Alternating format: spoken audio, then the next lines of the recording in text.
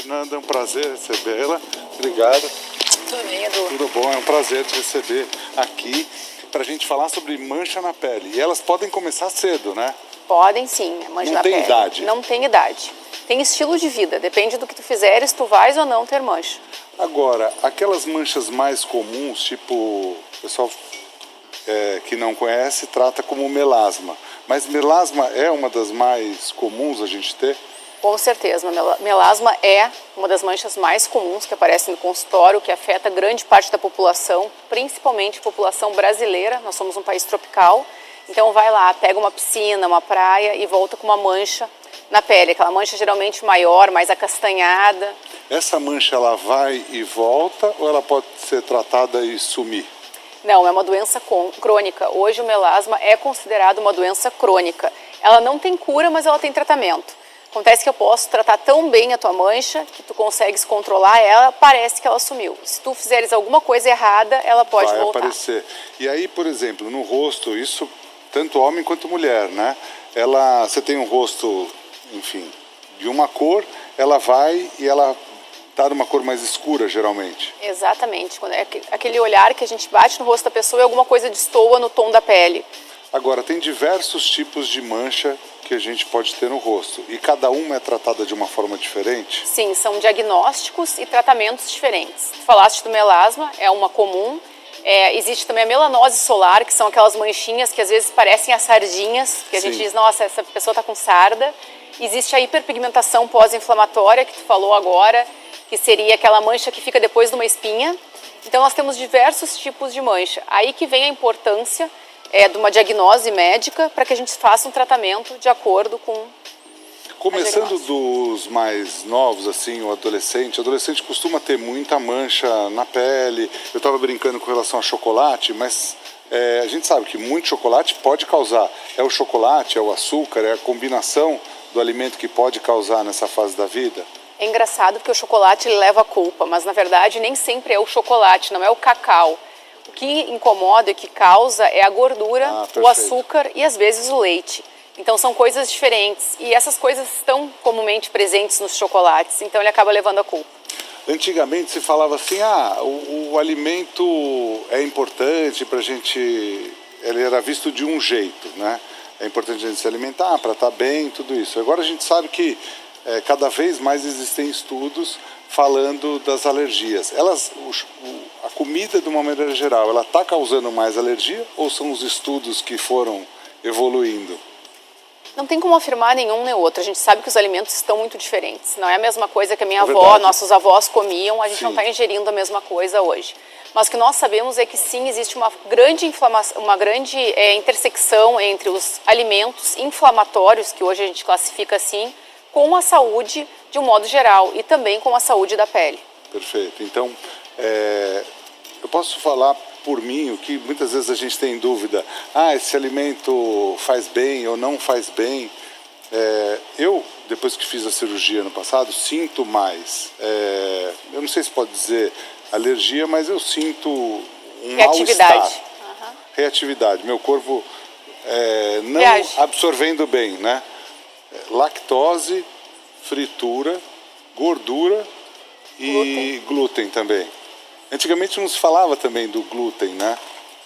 O que nós vemos é que, de fato, foi bem o que tu disseste, que é a lactose, o glúten e a gordura, de uma maneira geral, dependendo da maneira que essa gordura está sendo apresentada, eles são alimentos que eles têm um poder inflamatório importante para o organismo. Então a gente tem que atentar e podendo diminuir o uso. Sim, à vontade. Fernanda, bom dia. Bom dia. Olha só, tem a pergunta da Nívia, a Nívia que é de Araçoiaba da Serra, aqui em São Paulo, ela está perguntando o seguinte, se o desequilíbrio hormonal, principalmente durante a gestação, por quê e se tem uma forma de evitar, né? Por que acontece e se tem uma forma de evitar? Ela falou que está grávida do segundo filho. Na verdade, sim, existem vários desequilíbrios hormonais que são comumente vistos nas mulheres, né? Em algumas fases, a puberdade é uma delas, a gestação é outra e a menopausa é outra. Então a gente consegue, mas o homem também não foge disso. Acaba passando. Tem homem que engravida junto, né? Começa a comer. A gente fala mais na andropausa, que eles também não fogem. Mas, sim, o desequilíbrio hormonal, de uma maneira geral, ele pode refletir na pele, né? Nas manchas, na pior das manchas. Não existe como a gente evitar esse desequilíbrio, mas existe como a gente tentar ajudar as mulheres nessa fase de uma maneira simples. Às vezes um simples uso de filtro solar, se alimentar de uma maneira correta, são maneiras que podem ajudá-la a não enfrentar manchas nessa fase. Perfeito. Qualquer tipo de problema que a pessoa tem na adolescência, ou mesmo depois, tem acne que a pessoa pode ter depois na vida. Ela é tratada, a mancha, ou não? Ela vai ficar ali para sempre e não consegue tirar? Não, atualmente nós partimos do princípio que quanto mais cedo nós tratamos, melhor é o resultado. Então, atualmente a gente tem medicação via oral, temos um arsenal de lasers, né, e de tecnologias que nos ajudam. Então, os adolescentes, como começam a ter já as manchas pela acne, nós já intervemos nesse momento para que eles não venham a sofrer com isso, essas consequências no futuro, né? E quando que a pessoa deve procurar um médico? Qualquer mancha é perigoso e tem que procurar? Ou não necessariamente? Ela pode ser uma alergia momentânea e sumir? É muito importante o que tu falou. Qualquer mancha pode ser perigosa. A gente às vezes acha que é uma mancha do sol, mas aí falando pelo lado médico, a dermatologia hoje, existem outras manchas que são manchas que podem, inclusive, serem tumores malignos. Então, sim, qualquer mancha que tenha chamado a atenção no banho, ou às vezes a mãe percebe em casa, tem que ter uma orientação médica, um diagnóstico médico para a gente ficar mais tranquilo e poder orientar o paciente. A alergia causa mancha também? Depende. Tem algumas alergias que acabam culminando com sinais e sintomas na pele e se não forem tratadas, de tanto às vezes a coçadura, a gente coça tanto, acaba piorando e pode sim causar uma mancha. Qualquer luz, por exemplo, quem fica exposto, a gente tem não sei quantas luzes aqui para cima, se a gente olhar, luzes fortes, tudo isso. Quem trabalha, eu sei que você uma vez falou para mim que isso é perigoso, que eu tenho que passar protetor solar. Eu falei assim, pô, mas protetor solar para trabalhar no ambiente fechado, essa luz pode fazer muito mal para o rosto também. Essa é uma orientação que eu sempre dou para todos os meus pacientes que trabalham em televisão. Já falei isso acho que há 8 anos para o Edu, mas não sei se está surgindo efeito, ele está olhando para cima agora. Eu estou contando as lâmpadas aqui. Mas com certeza, esse tipo de luz, ele também pode ser prejudicial. Por isso que muitas vezes nós falamos que tem que usar protetor solar em ambientes fechados, seja num consultório médico, seja em um estúdio de televisão, mas é muito importante que nós também venhamos a ter uma prevenção nesse tipo de ambiente. Além do melasma, quais são as outras manchas que são mais acometem as pessoas hoje? Eu diria que é o melasma, a melanose solar e a hiperpigmentação pós-inflamatória, que também é um tipo de mancha. Essa espinha é aquela mordida do mosquito que fica manchada por um período maior, faz um machucado e fica mancha. São manchas mais comuns. E olhando você consegue ver a diferença? Sim, olhando, quando é necessário a gente faz uma dermatoscopia para, enfim, poder diagnosticar a diferença de uma mancha maligna ou não. Então, um diagnóstico médico nessa hora é mandatório. Aproveitando o seu conhecimento, quando as pessoas muitas vezes não dão atenção para as pintas, e muitas delas podem se transformar em tipos de câncer. Quando que a pessoa tem que se preocupar, olhando para uma pinta assim? Ela consegue ver em casa ou só um médico vai ver? Tem uma maneira mais leiga que nós, todos médicos, orientamos os pacientes, que a pinta, quando ela começa a modificar, ela já é um sinal de alerta. Fora aquelas pintas que não têm as bordas muito redondinhas, que tem cores diferentes, uma pinta que começa a sangrar sem ter por que sangrar, são sinais de alerta. A gente não pode esquecer que o Brasil é um país que tem um índice altíssimo de câncer de pele, né? Principalmente por nós sermos um país tropical. Então, esse aviso é muito importante, tem que prestar atenção. Me veio uma coisa aqui na cabeça sobre automedicação. Muitas vezes, a gente já falou sobre outros assuntos que as pessoas... minha vizinha tomou tal remédio, melhorou, ou passa tal pomada que assim é mais fácil e resolve. Ou Hoje em dia você vai na internet, você vê pomada para isso, pomada para aquilo, e não é bem assim. Pode causar um risco também, se você passar uma pomada errada, pode piorar aquele problema que a pessoa tem. Na verdade, isso já é um problema de saúde pública, ainda mais com a globalização, né, com a internet, com o pessoal fazendo vídeo ensinando. Olha, eu passei isso aqui, curou. Resolveu. Nós vemos diariamente no consultório alguém que vem com um problema que já tentou tratar, seja pelo Google, pelo ChatGPT, para depois chegar no médico. Isso é um problema que cada vez mais está se agravando, não só no país, mas no mundo. E eu acho que nós temos que combater, né? Eu acho que se existe um médico para fazer um diagnóstico e um tratamento, por que não procurá-lo? Então, não façam isso, porque eu já vi casos gravíssimos com fim, assim, trágico por esse tipo de tratamento. Perfeito. Sim, à vontade. Doutora, a Joana, que é de Aracaju, no Sergipe, está perguntando o seguinte: se cosméticos, maquiagens, também podem causar manchas na pele? Dependendo do cosmético, sim. O que nós vemos hoje? Que muitos cosméticos, eles tentando trazer um diferencial anti-aging, né, de rejuvenescimento, acabam usando ativos, ácidos, algum ativo irritativo. E isso, se não for bem orientado, pode sim combinar com uma mancha na face ou no corpo do nosso paciente. Não dá para a gente classificar assim, quando você pode ir na farmácia simplesmente para comprar uma pomada e passar, ou ir no médico. Não, é difícil essa classificação, não existe isso, né? Não existe, porque aí a gente tem um abismo enorme que é uma faculdade de medicina, né? Sim. Não tem como a gente querer um tratamento, ele precisa de um diagnóstico, senão ele está errado. Sim. Às vezes dá sorte, tem a pomadinha lá que fala, o corticoide resolve tudo, mas ninguém sabe o que tem de problema por trás do uso de um corticoide. Pode resolver a tua bolinha no braço? Pode, mas pode te trazer, pode o quê? Pode causar muito mais problema. Mas assim, eu sei que é mais fácil, a gente fica tentado a ir fazer esse tipo de coisa, mas assim, não vale a pena. Não faça. Você sabe que uma vez eu vi uma bolinha que parecia ser uma verruga. E aí eu, vendo a propaganda na televisão, vi tal, aconteceu comigo. Eu fui e passei, né? O que era uma simples bolinha se transformou numa mancha de uns 2 centímetros. Nunca mais desapareceu. Então, assim, verruga pior ainda, né? Porque é um ácido que você passa para secar.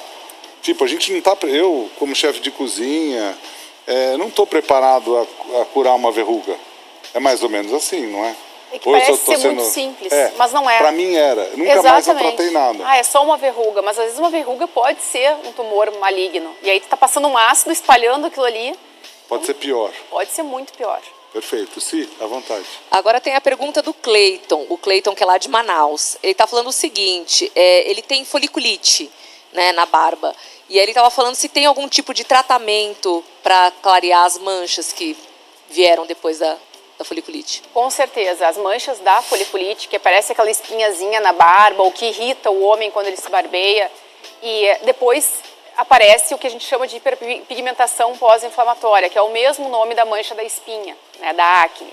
Então existe tratamento, muitas vezes a gente lança a mão de ácidos, mas eu acho que antes do tratamento tem que pensar no seguinte, na causa, que é a foliculite. Não adianta tratar a mancha, tem que tratar a foliculite, senão a mancha a gente vai tratar, ele vai ter novamente a foliculite e vai ter de novo a mancha. Então nós temos que focar o tratamento na foliculite e não na mancha. Aproveitando também sobre cabelo, homens e mulheres hoje em dia têm muito problema com cabelo, com estresse, com um monte de coisa. O alimento também pode causar queda de cabelo, esse tipo de... Tem uma relação direta que nós estamos vendo muito agora, a queda de cabelo com a dieta. Muitos dos meus pacientes estão usando canetas emagrecedoras, fazendo uma dieta mais restritiva, às vezes não pela caneta, mas por um problema que tenha tido uma cirurgia. E essa dieta mais restritiva, o cabelo acaba caindo mais. Então existe uma relação direta, eu falo para os pacientes, o nosso organismo ele é muito inteligente, o corpo humano. Quando ele começa a ver que está perdendo alimento, ele vai guardar o alimento para o principal, coração, pulmão, para os órgãos vitais. Os primeiros locais que sentem é cabelo, é unha que enfraquece, a mulher diz que a unha quebra, o cabelo cai. Por quê? Porque são coisas que tu consegue viver sem. Tu consegue viver com uma unha fraca, sem cabelo na cabeça. Não consegue viver sem teus órgãos vitais. Então o organismo acaba numa dieta restritiva fazendo isso para te manter vivo. O erro está em hipovitaminose. A gente tem falta de vitamina, falta de calorias necessárias para esse cabelo ficar na cabeça. Com relação à vitamina e outras coisas também podem fazer mal. Tem algum tipo de vitamina ou que se a pessoa for começar a tomar pode causar mancha ou não necessariamente? Cair cabelo, dependendo do que ela tomar, pode cair, né? Eu sempre falo que a hipovitaminose, que é a falta de vitaminas, é ruim, mas a hipervitaminose, que é o excesso, também é ruim. Então tem que saber o que dar, porque qualquer coisa que eu dei em excesso para o meu paciente, eu posso causar uma alergia nele, uma intolerância e isso virar uma mancha na pele, porque pode irritar a tua pele e dessa forma tu fazeres uma mancha. Então tem que atentar muito, não dá para sair tomando vitamina como se fosse, né, mágica, porque não é. Hoje em dia, apesar dos estudos, é muito difícil detectar se uma criança tem um certo tipo de alergia sobre um alimento ou sobre outro alimento.